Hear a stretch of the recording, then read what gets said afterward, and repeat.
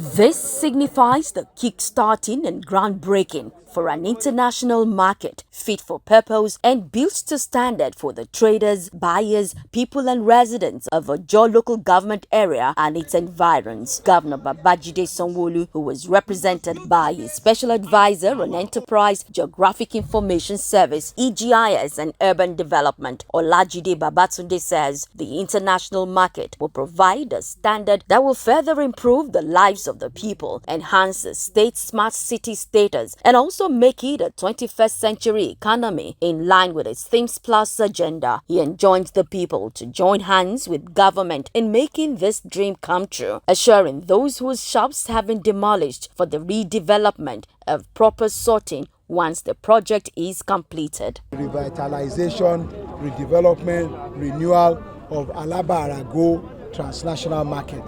This market has been here, for a very long time, and the state is becoming deteriorated. We have eventually come up with the idea that Alaba Arago must be renewed. It must be given a rebirth.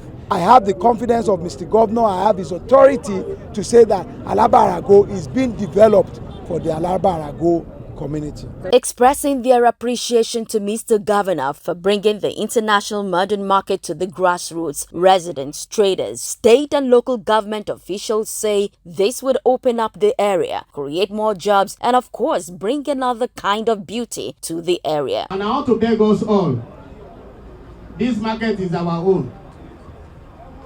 After building it, they will still return it back to us.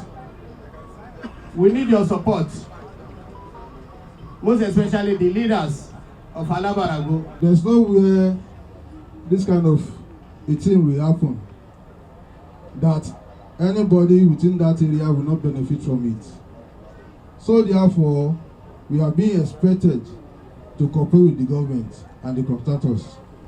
By the special grace of God, when this project is going to be commissioned, we all are going to be alive to witness it in Allah's name. The project, which will have over 5,000 shops, event hall, banks, hotel, fire station, abattoir, places of worship, sewage treatment plant, police post, recreation center, and a parking arena, is set for completion in the next 24 months. That's 2 years.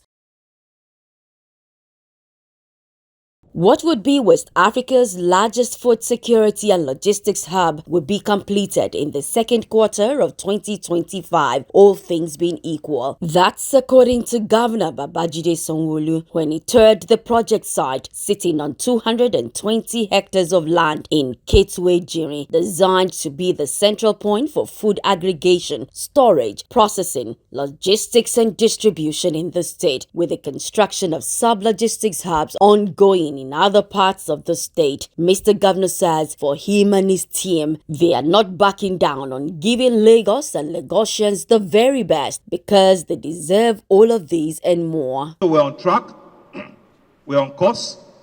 The phase one of it, with all the disruption, with all the challenges, should be ready within the second quarter next year. What you see in Dangote Refinery on the petrochemical side is what you are seeing in this food logistics hub on the food side. It's just a replica of it on the food side. And what we're about is we're writing our destiny gradually into our hand. We want Lagosians, we want the citizens of Lagos to have the ability to have what we call food sufficiency, food adequacy. And what it will do for us is that it will help us be able to stabilize the prices so that prices will not skyrocket unnecessarily. Once we're able to stabilize and have offtake from all of the states that are producing some of this produce at large numbers, so they will bring it down and we can store them here. Even if you don't believe us, you don't like our face, you cannot disbelieve what you have seen here. Sometimes we don't even want you to like our face, just like the work we have done. And just around the corner, the governor also made a quick stop at the ongoing construction site of a 500-bed world-class psychiatrist and mental wellness hospital, the Mental Institute, which would be an end-to-end psychiatric and rehabilitation center, will help deal with the brewing trend of mental health challenges in Lagos and Nigeria as a whole. Already at about 50% completion, the facility should be ready by the end of 2025. This aspect of health delivery is equally important. We believe that we have seen enough health challenges in terms of mental health issues, and we need to, make a classic case, of this and make sure that it's first in class, the best that people can come in, come for psychotherapy, psycho-rehabilitation, and get well in a serene and in a very decent environment. The phase 2 of it will be additional, accommodation for patients who needs, the services here, and, who needs rehabilitation centers and rest of it, which will be in the same premises. And we're targeting by this time next year to also complete this project. Members of the State Executive Council, corresponding ministries, contractors, and members of the governor's press crew were part of the inspection tour led by Governor Babajide Sanwo-Olu. These students, over 2,000 of them, have graduated from the Lagos State Government Technical Colleges in Adosoba, Agidingbi, Ikeja, Ekpe, Ikorodu, and Ikotun. Another testament of the Lagos State Government's vision of tackling the challenges of unemployment, underemployment, and bridging skills acquisition gap in the state. The excited students who were trained in mechanical engineering, craft practice, electrical installation, painting, block laying, concreting, and more were challenged to dream big, aim high, and push beyond their comfort zones. Don't let fear hold you back. Don't let doubt cripple you. You have the power to turn your dream into reality. Believe in yourself. Stay focused and never give up. The training and job opportunities for these technical college students are vast. With your support, sir, we are turning their dreams into reality. We are not just skilled workers, we are innovators, we are problem solvers and leaders in the making. We have the power to contribute to Nigeria's growth, to uplift our communities, and to make lasting impact in our images. Governor Babajide Sanwo-Olu says his administration will continue to improve employability, partnerships, and collaborative access with government agencies and private companies. Describing them as champions, Governor Sanwo-Olu enjoined the graduating students to take giant leaps as they have been equipped with skills and tools for transforming not only themselves but also the society. By investing in the skills and capacity of our young dynamic youth, we're building a foundation for a prosperous, inclusive, and self-reliant society. Technical and vocational education drives community development. It reduces instant unemployment, and it ensures that our graduates are competitive globally. All of the best in class, best in session, and best in school, the state government will, on their behalf, talk to some of the best companies in the state to give them automatic employment. The governor presented awards to the best overall, best in innovation, best student from each college, best female in construction, and best in engineering. Down of private and some other public property to give way for road expansion, improving connectivity, supporting commercial activities, and executing projects that foster economic growth and infrastructural development are sometimes unavoidable. The Lagos State government, however, promised to compensate those whose property had to give way for overriding public interest, and the D-Day is here. You have demonstrated understanding and cooperation by allowing the state government to use your land for the greater good, thus playing an essential role in our collective journey towards building a more livable and economically vibrant Lagos.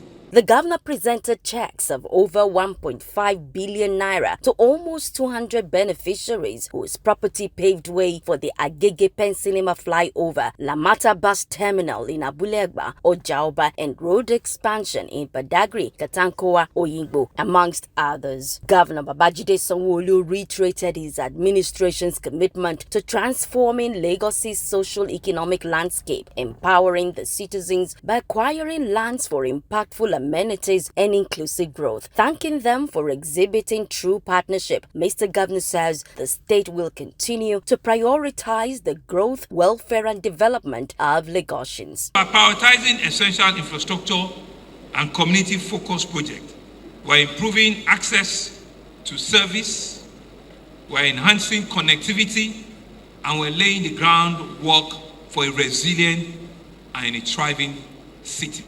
There was also a panel of discussion on land acquisition, revocation, and compensation, the Lagos State model.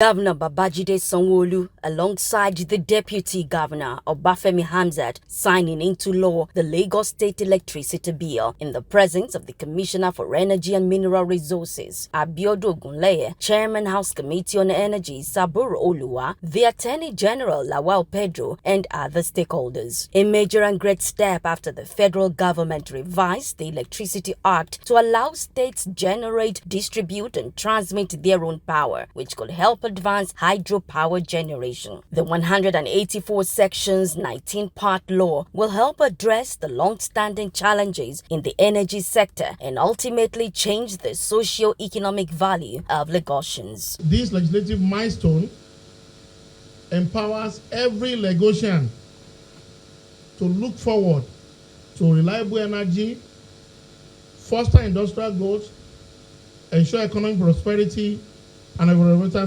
sustainability.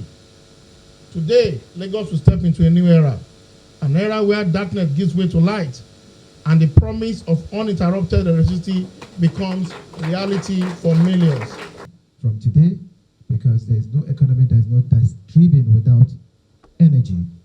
And today, with us having this bill signed, we're sure that we'll get partnership from all sectors, people who will be willing to partner with us in Lagos and make this a reality.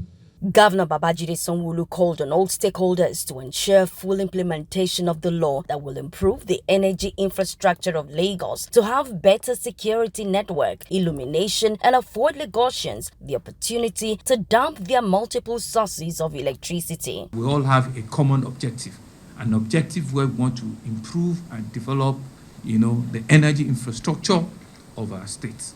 And once we do that, we know what it will transform into economic benefit of the citizens, into ensuring that people can have better security network in terms of making Lagos a true 21st century economy, not being scared or worried about lights or illumination in some part of the city or not, but more importantly for small businesses that do not need to have 3 different energy sources. You have a backup or a backup to a backup. Once we know that, there is reliability, on what we have birthed, people will be able to ensure that, we remove all the bottlenecks. We are competent, we are committed to do that, to learn as we go along, to reappraise ourselves as we go along, but knowing fully well that the whole goal and the objective is that we want to light up Lagos. We want our citizens to feel the benefit and the effect of this legislation. The law backs the establishment of 4 major institutions that will endorse regulation, enforcement, financing, operations, amongst others, in order to give the people of Lagos reliable and affordable electricity. Adetola Kayode, OTV News. The Minister of State for Works, Bello Goronyo, led a team from the ministry and corresponding agencies like FEMA to the seat of power in Lagos, the Lagos House, Ikeja, on a courtesy call to Governor Babajide Sanwo-Olu. Goronyo says the ministry is working on a mandate from President Tinubu to take the fixing of national infrastructure seriously. He said through FEMA, which he is overseeing, the federal government is committed to improving the nation's road networks and is currently undertaking undertaking 11 road projects in Lagos with plans for expansion. Others are erecting 212 solar street lights in Isale Eko, aimed at enhancing security and boosting local economic activities. There's a grid lock there. Motorists cannot pass. So we have been able to, almost rehabilitate 70% of the portion. And today I have inspected the place. The work is ongoing and there is a lot of economic activities going on. Economic activities is boosting around the area. So I have given a marching order to MD that before the end of this year, he must make sure that the project is completed and commissioned. Solicit for your support, for your cooperation, and the cooperation of all Nigerians to join hands in supporting our dear President Asiwaju Bola Ahmed Tinubu on his renewed hope agenda so that we can change the narratives and build a greater and prosperous Nigeria.